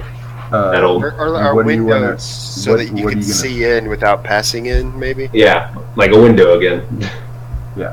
How are you going to? You're going to start drawing it and then pull out your book to cast the spell. Yeah, I can. Well, she'll probably steal my spell if I do that. So, I'm like, oh, okay. That I could can be very prove it bad. yeah. Hold on. What would be do I have anything in my robes that would be a item native to the necrotic realm? You tell me. Well, I wherever I go, I pick up knickknacks from the planes that I visit. Okay. Go ahead and throw out a fate point, and I'll allow you to have that if you'd like, based off of your aspects. Fate point. Woo! I'm spinning these things like crazy. That's the way you're supposed to do it. That's what you're supposed to. Okay. So I pull something out of my. I haven't had any ways to compel you guys anything interesting yet, so I'm not. Because compels are a little bit tricky, but they're a lot of fun. You could also go for self-compels. True. Yeah. Like, if I do this stupid thing, will you give me a fate point? Exactly. You can do that thing there. So if I go and do this stupid thing where she might steal my spell, will you give me a fate point? Yeah, no, I'm not going to give a portal spell to a hag. Would you give Grant me a is still fate looking point in his if book I like, casted what Cone of happened Cold? to my spell? Well, it was here. Yeah. Okay, as that's happening, the one that was kind of focused on Roland, she turns back and she points her finger back at Roland and says, "Roland, is it? You may come in handy later." And she turns back to the other hag and says, "Yes, he may. His seed is strong." You're gonna have a three-way with hags. My seed is strong.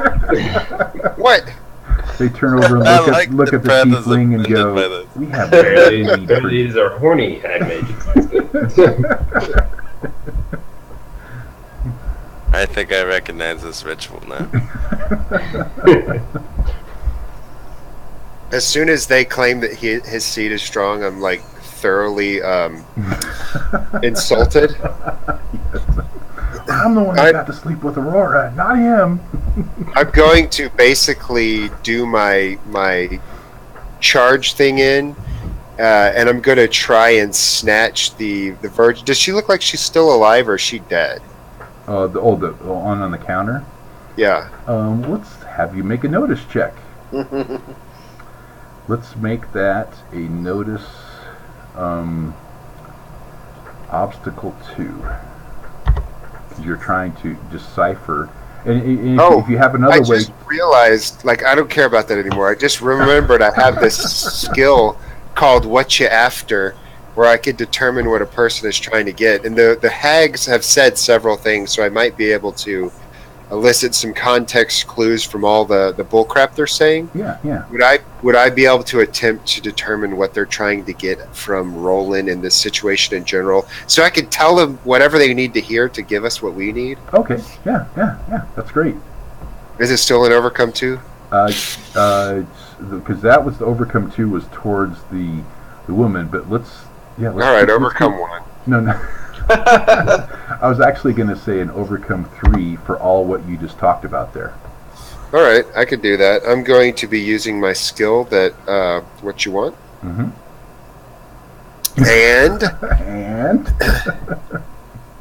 And because keep your. Let me see. I'd rather be the bull than the china cabinet. That's right. Okay, how does that fall into place? No, I just remembered that when I read it. I'm going to go with never get surrounded again, and I feel like Okay. ideologically, more or less, we're getting surrounded and outmanned, so I'm trying to gain ground in this debate. Okay. Great. So there we go. That becomes a success. Yep. What were you? What you were just trying to kind of see? What are they seeking through via of either Roland or us, or what do they seek in general that we can give them that will allow us to get the information we need from them? Okay. And the cobalt back. They are seeking to. You're noticing through this ritual and everything, and I think Patrick would probably, or Paul would put this kind of stuff together too, just from his knowledge of the ritual and stuff, that they are seeking to youthify themselves through the stealing of the blood from beautiful women. Well, clearly, but what do they need from Roland then? He said beautiful. Shut up. Woman. That's right. Well, Selective hearing. Selective hearing. selected there. Roland is gender They're- non-binary sometimes. They a are man. seeking to Woman. be impregnated by Roland because Ah! his seed is strong, and then giving birth to children so that they may eat them. Oh, wow. Impregnate That is terrible. This Can I just impregnate got the really dark. beautiful woman instead of the hags? Right. So that's what Prath is coming to the conclusion. He's the only one that knows this. Patrick sort of has some knowledge that may possibly He's be really what it gonna is. sacrifice me to these hags. Yes. I say, hags who seek beauty, might I approach you more closely so that we can speak in private? Why? Because I have an offer. I would like You to can't refuse. Then seek negotiate. your offer. Well, one of the parties may be resistant, and I was going to speak as to how we might subdue the resistance. I kind of give Prath a sidelong glance. And I looked to him, I was like, don't worry, I'm talking about the virgin. Okay. But we all know he's a virgin, so... The robot? There's no need to, there's no need Technically to, in this robot form, probably. that's right. There's no need to step aside. You can just speak plainly. Here is what we request in return for information for where you may find the separated parts of the legendary dwarven hammer. First of all, Like, where? we require... We mean where? Like, where would the piece be? That is the question.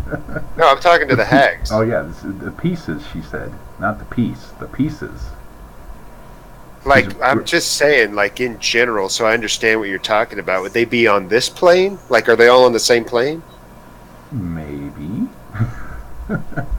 Here is what we require before we'll give you information. We will make the blood oath that we will give you this information upon your providing us things. I step behind Roland and I give him a little shove forward. Just treat him gently, ladies. We require the blood of 3 more virgins. And then she points her finger over to Roland, and then we require his seed in the seeding ritual. What if we give you extra seed and we don't sacrifice virgins? Those are the terms of the deal. I can talk him through it. I promise you it'll be amazing. And then the other one turns back and says, or we could just be done with you now. Huddle, guys, huddle. Huddle up. So, do we really want to get virgins for these bitches? Well, how important is this hammer you guys are looking for? Well, that orb, do we understand the ramifications of if the orb continues to exist? Like, is it going to turn the planet into the Walking Dead cartoons? Well, you're under the impression that the orb is, as Prath has put it, the orb of death is still sitting in Winterhaven, and you know that its powers are, it can reach miles and miles, and you don't know what's going on in Winterhaven right now, so it is something that is very, very powerful that causes a lot of havoc wherever it's at. I'm And really the fight that killed Kanji, like, if we hadn't run away, there would have been hundreds of zombies. Right. I'm really struggling with what we should do here, because that orb summons undead nonstop, and we've already lost a friend to it. A well-known friend. We knew him for 2 hours. Maybe more like 2 minutes. Yeah, in game about 30 seconds. The point is, we've seen people die to this orb. It summons the dead, and then after he died, he was raised as a zombie. This land is going to be overrun by dead unless we can find this hammer to smash the orb. So, I ask you guys again, is it the lesser of 2 evil to bring virgins to them? I'm not comfortable sacrificing innocent people to these hags. You're not innocent. I've caught you masturbating. Coming from Dickcopter over there. Yeah, I am not comfortable doing that either. But these people will die, and a lot of virgins have probably already died to being rendered dead. What if we sort of threw them a loop? What if we go to the nunnery and we find people who are willing to martyr themselves to save the city? They're virgins. They didn't say they had to be hot. Well, actually, she needs blood. She doesn't need life, right? She doesn't need to, we don't need to sacrifice someone. Just need the blood of a virgin. Yeah, you would understand through the ritual that the blood is drained from the body, and I poke my head up. Could you So the give me life essence an goes approximate amount of blood that would be necessary? Enough for a bathtub? Like a bathtub of blood? What are we looking at? you guys would understand that it's the whole entire body by looking at the female that's sitting on the altar. She's Right. drained of all her blood. She's But- pale.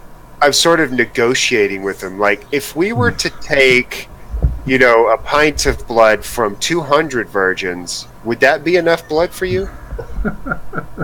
They look down and say, 4 virgins. And I then- thought it was 3. When did it go up to 4? Oh, sorry, it was 3. 3 I thought that was Convenience fee. negotiating. That's right, convenience fee. You bitches are getting greedy. There's only 2 of you. Shouldn't we just get 2 virgins? Nope, 4. It looks like the blood angle isn't going to work, Paul. We're gonna need- I huddle everybody back up and say, if we can find some more of those exploding bats. Yeah, but we need them alive. They can't tell us if. And then I turn to Geiger. Do you have Speak with Dead? Speak with dead. I probably do, but I wouldn't want it to be stolen. Well, yeah, they would be dead. I'm talking about killing them and then extracting the info that The way. hags, they're right there. They can hear everything you say.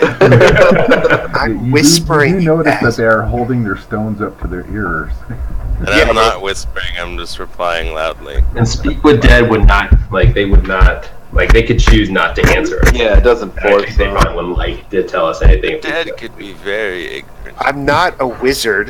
God, do But you you have have- interrogate dead? Can you make them talk? Torture dead. Do you have torture dead? We could torture living. Oh, I like the way you think. Yeah, I'm all about torturing these ladies. I'm not all about sacrificing innocent people. So Heard it. Roland's Well, you all just about find poor torturing assholes. ladies. Asshole people who just haven't had sex yet in a crotch. So we're either gonna have to sacrifice some people and then get to do a fantastic thing to Roland that we'll get to tease him for forever,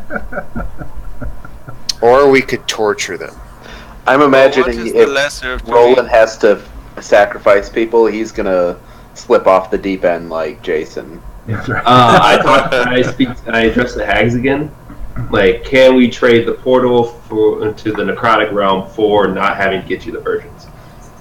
You'll still get Roland. Yeah. What? To Nothing. be your little bitch. That's a beautiful song, Geiger. That is an amazing song. So what do you say? Portal to the necrotic realm and a threesome with Roland here? I do not agree to this. Just relax, buddy. Just the portal to the necrotic realm. They explain that they don't have no need for a portal to the necrotic realm. They're fine in the mortal realm. Well, then why did you ask me for proof of if I could get you there? To the portal, to the necrotic realm, proof of what? But she asked if I had the ability to do it. She was wanting to know if I could. Oh, And I used the fate point to get the proof. you can see the other hag seems to be the one that stole the spell from Grandis. Would like a nice spell like that too in the necrotic realm. So her so you want me intentions to? were to steal it. Oh, okay. How about we trade you the spell for the knowledge where the hammer's parts are? Can I spend a fate point based off never get surrounded. I'm sort of like dividing and conquering, and I want to say that one of them is really into the idea of this spell, and the other one not so much. So maybe we could try to pit them against each other. Okay, that's great. Ooh, nice. So say that there's a taller one and a smaller one. The smaller one is the one that steals the spell, and the taller one is the one that's wanting more, babies to feed upon. So I'll say that I kind of elicited that knowledge with what you're after, and I could see that she's super into this spell. Like, she's kind of like, I can get virgins on my own. We're just being lazy, but I can't get that spell. Yeah, perfect. So they're getting to this point. Yeah. I address the taller one, and I say, "You tall, lithe, luscious woman, what is your name?" She's like, my name is Laverne. Laverne, I Is feel it like all Shirley? Shirley. Yes. I feel like Shirley is trying to undercut the power you seek. Maybe I'm wrong. I could be wrong, but she seems to be. We will give you this spell. Right. We will give her the spell, right? Yeah. Yeah, so Shirley's kind of like, I could use a necrotic opening spell. Laverne could use it. No, Laverne wants the baby. She wants to be impregnated and have a baby for her feast. Okay, Thank Shirley you. wants the spell. Very long Shirley's the one that took the preparation. spell from Grandis.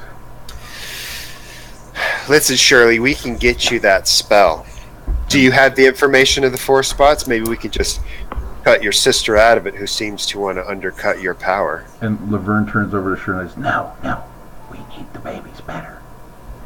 And she's like, yeah, but maybe we could just take the spells from them. You'll have no more of my spells. No need to take the spells. We will give you this spell, and I will let you have a tryst with Roland. Take the virgins out of it. Paul would know that after hearing the way that the ritual goes that they're doing here, that they need the blood to beautify themselves to then get impregnated, so they cannot be impregnated in the form that they're at right now. What if there's an in no one will sleep between? with them, or Well, not really that way. No, it's more that they don't have the internal parts to become The machinery? pregnant in their hag Okay. form. Yeah. What if we were to? Oh, they can't get impregnated in their hag form. Right. What? Shit, I was gonna say. What if we didn't sacrifice any virgins? We gave them the spell, and I gave them what they wanted of me. But no sacrificing innocent people. What if we have to sacrifice, or else they won't be able to get pregnant. Yeah. And We have often they do that. birth control on them? we have 2 powerful wizards and they already have 1 person's blood? Could potentially our wizards allow their spell to have them, at the one who really wants to be pregnant, change into hot form for like 30 seconds? I figure Roland's a quick shot.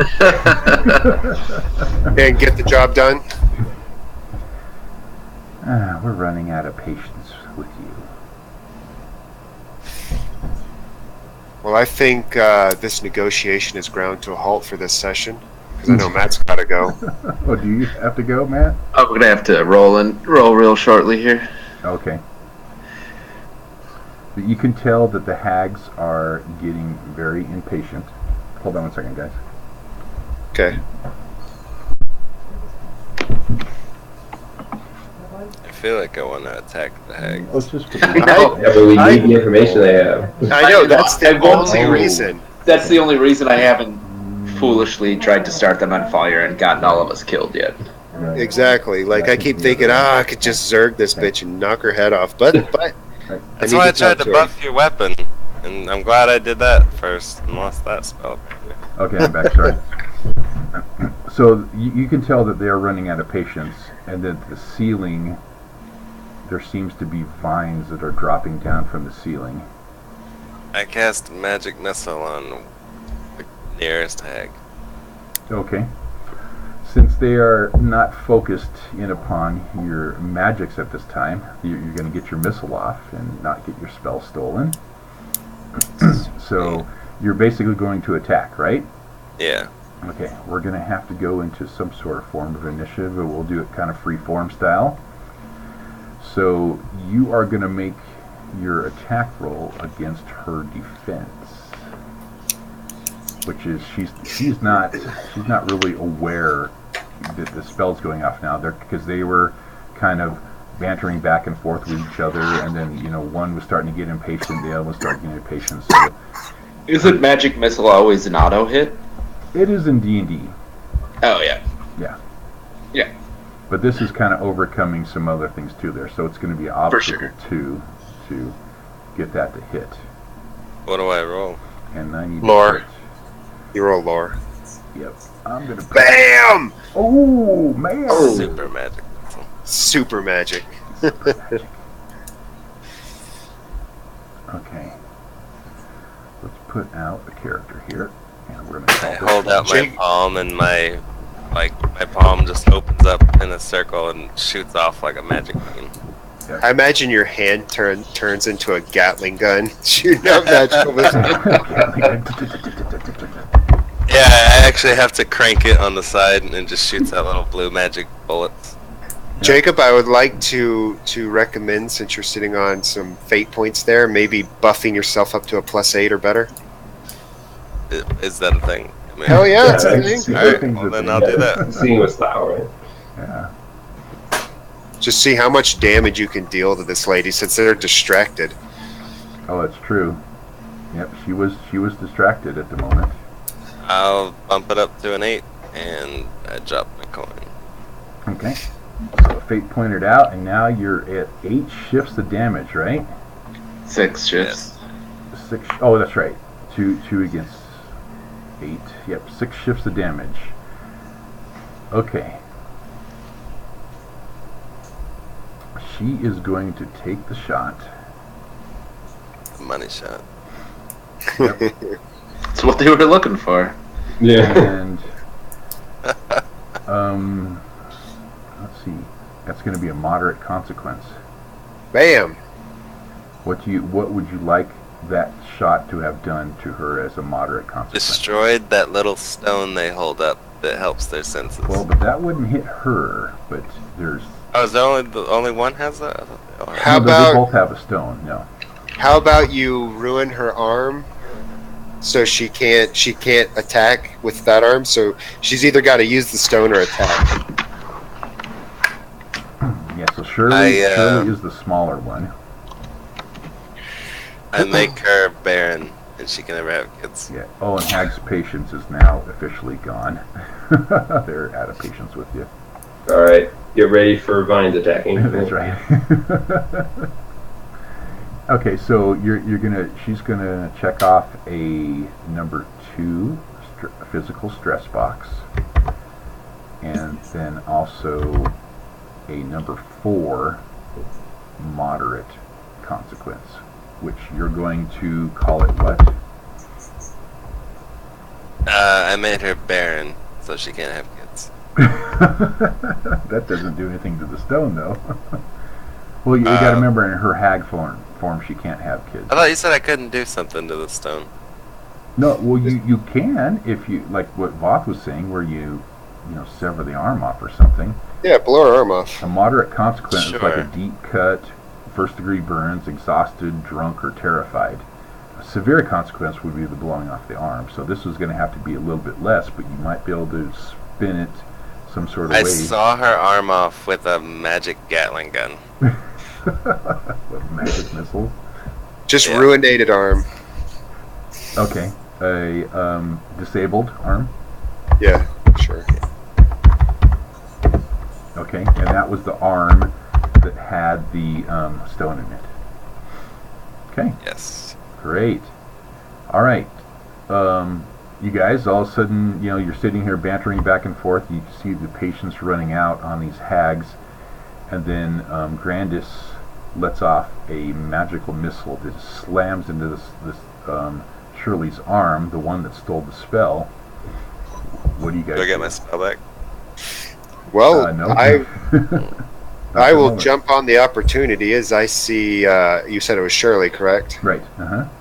Shirley is more or less knocked off her focus. She's been hit. Her arm's sort of ruined. I'm going to take the opportunity to run, jump. I'll plant a foot on the altar, jump up onto the ledge where they are. Uh-huh. It just full flail right into the lady's face as hard as I can. Shirley's? Yeah, the one that's already hurt. The one that's already hurt. Okay. As you you're gonna make this whole athletic move And I'm going to there. attack from her weakened side, Yeah. the side that took the shot. We're gonna do an accumulative here. First of all, as you're gonna make this athletic maneuver, and then as vines come streaming down from the ceiling and start trying to grab you, trying to get yourself out of the way of the vines also, and then smashing her in her kind of shocked state. Mhm. So make an accumulative overcome of 4 using Athletics and smiting. 3 skills. 1 Jesus. for the athletics, 1 for the dodging out of the vines way, and then 1 for the attack. Can he use his stunt that is a charge or whatever? Absolutely. Well, this is what I'm going to do. Athletics for the hopping up there. Mm-hmm. And then I'm going to do physique to just power through the vines, hopefully. And then I'm going to do for the glory for the smiterific smash into the bitch's face. Bam! Oh! Fucking good. Okay, Voth. I rolled a First of all, +4. We're throwing a boost out there for you, too. Holy frickin' mackerel. This is Pratt. That's This is Pratt. what he does. That is Yeah. Pratt. You rolled a 4 on that, too? Oh, man. 4 plus 7. 4 plus 4 plus 7. Oh, no, 4 plus 4 plus It's a 3. +4 skill, and I have Yeah. a +3 from For the Glory, so that's +7 on top of a +4. It's just ridiculous. Yep. All right. Yeah, you pretty much obliterate Shirley. Tell me what happens and also what you want to name your boost. I'm going to name Hag the splatter. boost. Yeah, Hag Splatter. Let's call it that. Hag Hag Splatter? Hag Splatter. I want it to sort of to stand as both a distraction. I've just torn her sister from her in one fell swoop, and intimidation and all that stuff. Loss, blah blah blah. Okay. And I'm gonna just annihilate her head, and it's gonna splatter all over the wall behind where she was, and I'm gonna. The flail's going to be swinging over my head, making that horrible horn sound. Yeah. And, yeah. Okay. And then, as her sister's form drops down to its knees and then falls forward, and the blood starts pouring out, I'll say, "Was she a virgin?" Yeah. Oh. And just at that second, there's the aspect out there called Damaged Flail with a boost. And I'm going to throw 2 fate points out there. Oh. And you need to make an overcome obstacle 6 with your flail. Otherwise, We'll have to find out what happens. geez, what skill do I roll for that? I don't know. Let's do your physique. Physique Yeah. against a 6. Meaning your strength in using this and pounding the snot out of this hag to death, and how much damage it would do against this damaged flail, which I'm going to get rid of that now. I thought it was just like this Unraveling. wrapping was coming off the bottom. Well, that's what you thought, but you needed a 8 for I fixing told the you, flail. you're gonna throw your aspect. flail. It could be unraveling the magic that binds the flail or something. Right. Obstacle 6. And Paul. Oh, I get my flail. All right, there you go. There you go. And Paul, I'm going to bring you into this 3. somehow too, since you have your crafting ability. Yeah, can I like boost his help keep the thing from falling apart? Yeah, let's first of all give you. I want you to make a crafts against a Enchanted overcome crafting. obstacle 4 to see what other possible boosts you can give Voth from your inspection and touching on the hammer. Nope. Well, that's So we that's a both 3. fail. What happens to my flail? Oh, so it's like you can't match it, huh? Well, you can still use fate points if you guys want. Yeah, I'm not spending fate points on the flail yet. Patrick, you can have Paul use a fate point if you want. It's the end of the session. Well, do we have oh, here's the question. Do we have an automatic refresh of 3 points at the beginning of the set? Yeah, I'm next going to session? keep you three refresh. Yeah. Okay, then I will Yeah. use it. Yeah, I'll use it too. Okay. Yeah, this is back from my time forging it, so I know the weapon really well. Okay. So you've done some sort of bracing with him when you guys were outside the cave or whatnot? Yeah, when I On examined it it. Matt's to out. kind of hold it. So, oh, Matt's gone. Okay, cool. So that will give you a 5 against the 4. So that's going to give a +2 bonus to Prath's, which will make Which his is 5 against. going to allow me to succeed. So what is he shouting at me? Like, look out! It's gonna fall out of your hand, dumbass. Yeah. So what would you say, Paul? So what do I see with the weapon? Like, what's happening to You're it? seeing that the magics seem to be about to drain and burst out of the weapon as it smashes down through Shirley's head. Okay. Weapon's about to explode? Like, what? Okay. Is there any way to save the weapon? I quickly sheathe it so that blare stops, hoping that it'll subdue the magics that are welling up inside of it. Paul, you have an aspect called I've visited many libraries across many planes. Yeah. How are you going to use that knowledge to save the weapon? You see the weapon, you've seen it before, it's about to explode and its magics will go through all this cavern here. And your understanding of the power of this divine flail that Vought has the ability to actually explode and destroy everything in this cavern if you don't do something. What do you do? Oh, wow, okay. Let's wrap it up there because I think Cliffhanger? everyone's Matt had to go. Yeah. I know Jacob's got to go. Okay. I got some things I got to do. I think this is a great cliffhanger. I like it. It was fun. I just gave you a fate point, so when you start, though, we'll have to pick it up here and not refresh the session until we handle this there. Yeah. So how did you like the system? Oh, yeah, this is really fun. I'm enjoying it. Yeah. Good.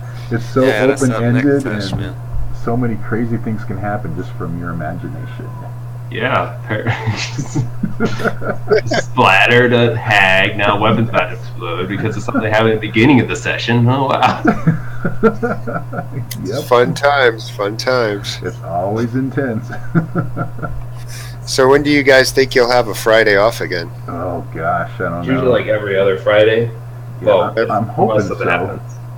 Well, now I do have to say congratulations, Patrick. I already told you. All right. Yeah. Thank you for that. I wasn't sure like if I should tell anyone, but Yeah, I heard. Yeah, I'm starting work on Monday. Yeah, At the in another division. He's Patrick is, you guys didn't know, he is a actual ceramic engineer. And Sweet. Yeah, he came to Coors Tech when we basically had a hiring freeze on, and so they weren't hiring anybody else. But he had such knowledge in ceramics, but you took like an operator position, right? yeah, Just to because kind I of- wanted to work my way up from the base Exactly. and try to like convince them to hire me by being there. Exactly. And it worked. I mean, you've only been there for how many months? Probably going on 6. Yeah, exactly. So it's just really cool. I'm happy for you because I knew it was going to happen anyway. Thank you. Yeah, it's really nice. Too awesome. So yeah, so he's going to be working in a different division. I'm not sure what your hours are going to be and stuff, but Yeah, I'm not possibly sure either. We'll have to see. We'll figure Chris it has all been out. saying it's 8 or 10. Keep in touch, all that stuff. Exactly. Yeah. We'll figure it out in the forums, and I know that in the coding departments we have a pretty big month coming up, but hopefully I might, and this is a might, I might have next Friday off just because we don't have ceramic yet to do the coding with. So Oh, okay. yeah, I will keep up with you guys in the forums, and we'll figure out maybe we can go for next Friday again Yeah. if that works, and we'll figure out with with Patrick what works too. Cool. Because I think it was fun. I think everybody worked well together, and it flowed really, really well. So It flewed. it flewed. So well. What do you think, Jacob? Oh, He gone. had to split. He had to split. He Okay. has to work too. Yeah. But anyways, it was a pleasure meeting you, Patrick. Pleasure. Thank you for all your help. Yeah. Oh yeah. And if you think of things during the week or something like that, Patrick, feel free to log on and adjust your character sheet or talk to me in the forums about it. You know, like Don't talk to Mike too much. He'll get bad ideas and screw us with them. Right. All right. So in other words, we're going to talk a lot now. Anyways, I'll catch you guys later. I got to get going. Cool. It was a lot of fun. Cool. Talk to you about. Bye. So did you like it, Patrick? I did. It was really fun. I enjoyed it. Yeah. You see how it kind of just the theater of the mind kind of takes over, and when you're not doing really a lot of maps and combat maps and stuff like that, and you kind of just picture it in your mind and think of different circumstances or whatnot. Mm-hmm. Yeah. Yeah. I gotta go, Mike. Okay, Thanks cool. for everything. It was You really bet. fun. Talk to you later. Yeah. Bye. See ya. Bye.